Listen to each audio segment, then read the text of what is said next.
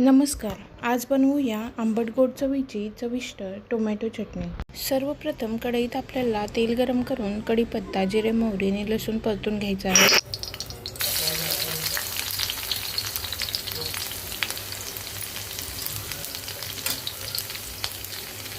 आता यामध्ये बारीक चिरलेला कांदा आणि हळद ॲड करून घेऊया.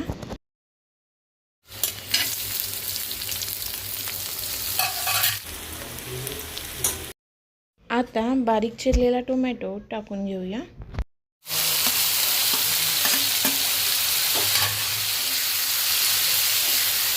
चवीपुरते मीठ आणि 1 चमचा साखर ॲड करूया.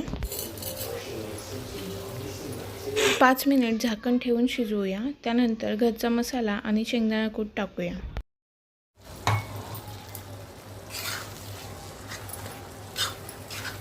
आता कोथिंबीर ॲड करून घेऊया.